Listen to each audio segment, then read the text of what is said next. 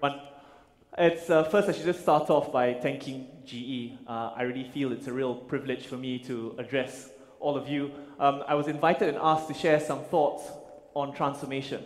I noted that Jeff was going to speak about simpler and faster, so I thought, be a bit cheeky and provoke some debate. I'll talk about mine being complicated and slow. Well, seriously, I do believe that transformation does sometimes, require complication, and let me share.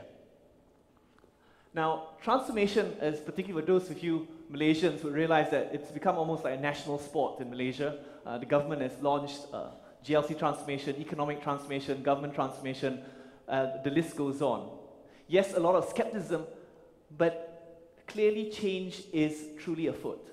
And I want to use this presentation to perhaps share some ideas from different sources, which, based on my experience in both government and talent corporations transformation, I believe resonates in this world. And as a preview of my presentation, I give you some pictures of some bones, a sack race, fish, and a bent spoon. But let me get started. This looks perhaps like a piece of art. It is, in fact, a colony of bacteria. And bacteria, you might think, would be a CEO's dream. It is a marvel of efficiency. There's really no fat in the structure of bacteria. And each and every one of the genes in bacteria perform a very specialized function superbly. So is it really a CEO's dream? Now, it is successful, but I would then contend that it is not transformational. It is successful that you've had bacteria since the beginning of life 3.5 billion years ago, and they'll probably be here till the sun explodes. And they're everywhere, in the most unhospitable parts of planet Earth. And in terms of sheer numbers, it's like 10 to the power of 30. And their combined biomass exceeds, all the plants and animals combined. But their sheer simplicity and efficiency relegates them to continue being in the micro world for the rest of eternity, effectively. Bacteria shall remain bacteria, and they will never, perhaps, evolve to share the joys and pains of consciousness. Let me then contrast that with this picture. You see, what I want to focus on is really the jaw. And what I want to share with you is what I would call an evolutionary fairy tale. So once upon a time, a long, long time ago, give or take about 360 million years ago, lived three little pigs. No, sorry, that's not halal. So three little bones. And they lived in the mouth of an early tetrapod, or four-legged animal. And these three little bones were not happy. They were not doing so well working as part of a jaw, and also not doing so well as also functioning as auditory functions for hearing of this tetrapod. Now, even given I've only got 15 minutes, I've got to now fast forward 300 million years, the happy ending, they lived happily ever after, having evolved 300 million years later into the three middle ear bones of mammals that you and I have. Now, what facilitated this transformation? Wait, hold on, okay. Now, the first part was inefficiency, that they were performing neither function well. As a sturdy, stout bone required to support a jaw, they did not have the slenderness or sensitivity to advance as a hearing. At the same time, there was redundancy. Now, you can't possibly take one part out of a bacteria and mold it into another function, because each and every part is so lean and serves that specific purpose without any redundancy for change. The last part is really on its multifunctionality, because over these hundreds of millions of years, each stage and each generation needed that group of bones to continue functioning as a stable state, both in its function as part of a jaw, right until the point that it then transformed fully to become part of an ear. And this, yes, complicated, very, very slow, but it was really true transformation.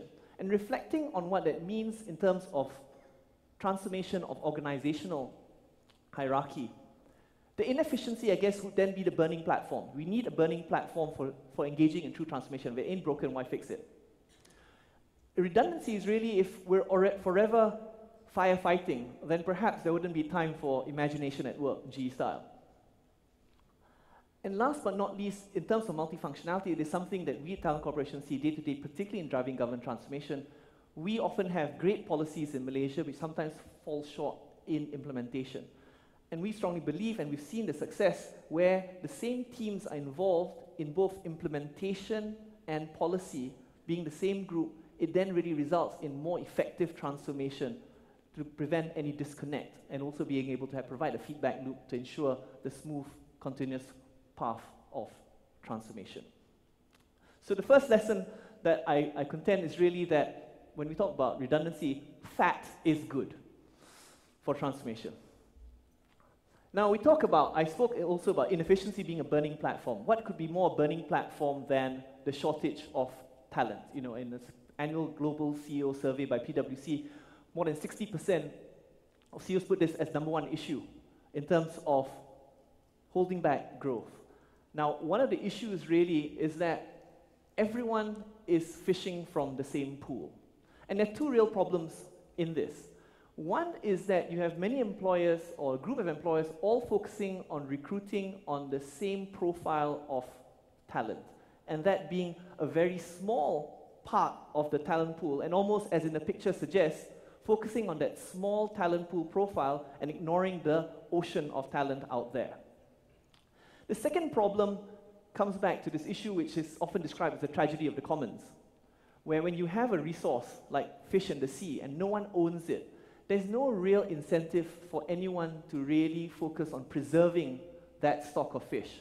And you can think of talent as also being a similar tragedy of the commons, where, and very often in a tight talent market, no one wants to invest in developing their talent because then they believe that will make them more employable.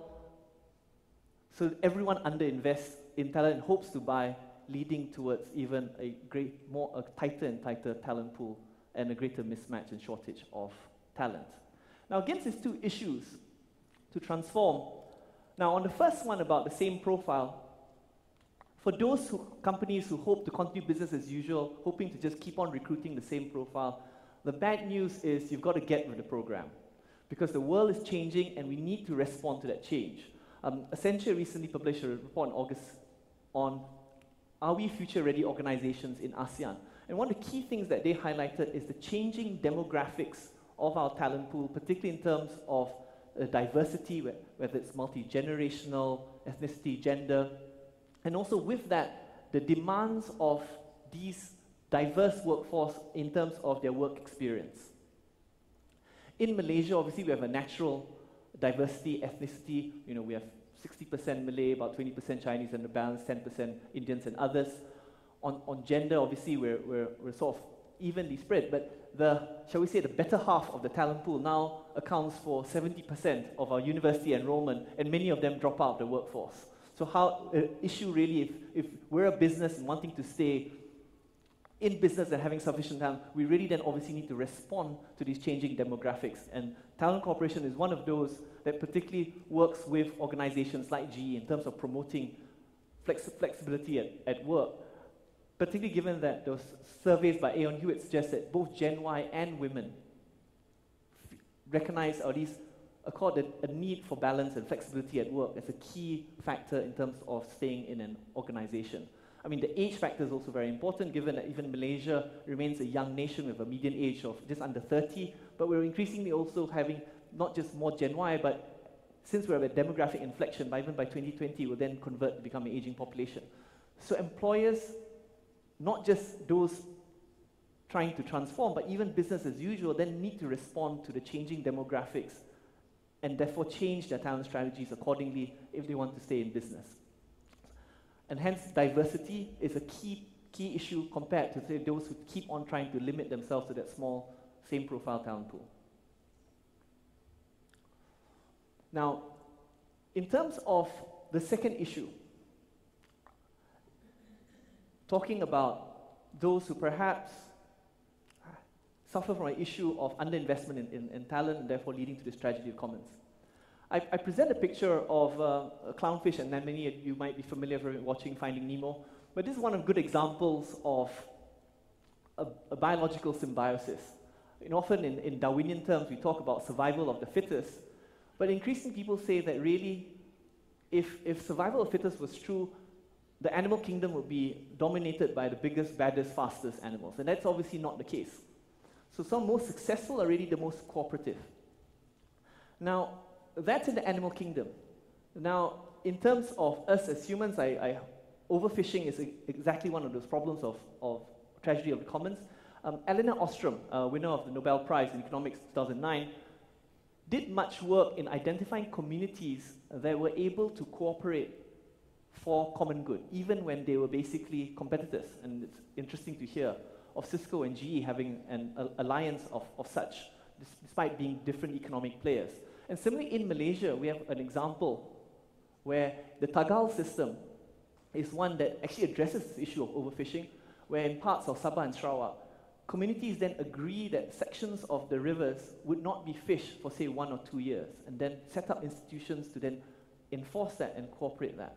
And so I do believe very strongly in this idea of corporate cooperation, particularly in the talent space. I do believe there are very few issues that cannot be addressed if like-minded employers can't get together in terms of addressing problems collectively. We, for example, work closely with electronic companies in Penang, where we've gotten together, major multinationals to then see how can we engage collectively towards curriculum design. I mentioned earlier, we work with the likes of GE in terms of advancing the diversity agenda together with other leading employers, and recently we've worked together to then look at broader issues that HR networks can solve. And so really this idea of cooperating between different organizations, not purely just as competitors, but where there's common interests to then embark on cooperation. Now, if you look at this picture, some of you may think it's René Magritte, surrealist painting inspired. But really, when we look at the issue of transformation, particularly for those of us in government, in Malaysia, it's very easy to just look at the enormity of the issue in terms of Malaysia's ambitions to emerge a developed nation and almost sometimes surrender at the difficulty and the impossibility, the seemingly impossibility of the task. And I wanted to draw my last sort of lesson or idea from the movie Matrix, which I presume many of you would be familiar with. And in one of the scenes, you have Neo, and he meets a boy who seems to be able to bend metal spoons. And so he engages in a conversation with the boy, and the boy says, "Do not try to bend the spoon. That's impossible. Need to realize the truth." And obviously Neo says, "What truth?" And so then the boy says, "There is no spoon." The guy says, "What do you mean there's no spoon?" He says, "Then you'll see it is not the spoon that bends, it is yourself." And that is something that my colleagues and I who work particularly in government transformation recognize that, look, we should always be looking internally and really internalize the need for transformation, whilst recognizing the external environment and potentially often taking it as a given and just focus on what we can do internally. And we have, as one of our corporate values actually in Talent Corporation, perhaps inspired by Sufi wisdom, to be internally driven but externally relevant, and not really then look at enormity purely as an impossibility, but recognize through looking at what we can do ourselves through change that we can achieve true transformation. So I leave those ideas with you in terms of some thoughts on transformation. Yes, it's complicated and slow. So fat is good because you do need some redundancy to basically change, and that multifunctionality during particularly a period of change management. Diversity, I think, is a very key issue on talent. I think that all corporates need to really be increasingly aware of, particularly as not only do you need to leverage on the diversity of the talent pool outside, but also realizing that increasingly you do need diversity for creativity. And whilst it's perhaps harder to manage a diverse group, the dividends are clear. Similarly, cooperation is perhaps the way forward when we can no longer just rely on internal resources alone and really look to see how we can solve bigger issues, common good through collaborations with competition. And lastly, to really make transformation work, it really needs to be internalized and focus on what we ourselves can change rather than just be defeated by the seemingly impossibility of the outside world. It's interesting, I just wanted to just close on one last point. From the same movie, Matrix, Agent Smith, who is the antagonist, then says to Neo, says, I've observed mammals, and you humans are not mammals, because mammals normally, they're always in equilibrium with nature around them, whereas you humans go around in each area and completely consume all the resources and move on, almost like a disease or a virus. And by that token, really, it comes back to this point that complexity and sustainability often are not best bedfellows. But if we can then, I guess, not focus on, shall we say, our ability to destruct, if we can then really get together, cooperate, celebrate our diversity, we can truly then achieve our true potential for greatness and transform not just ourselves, but the world. Thank you.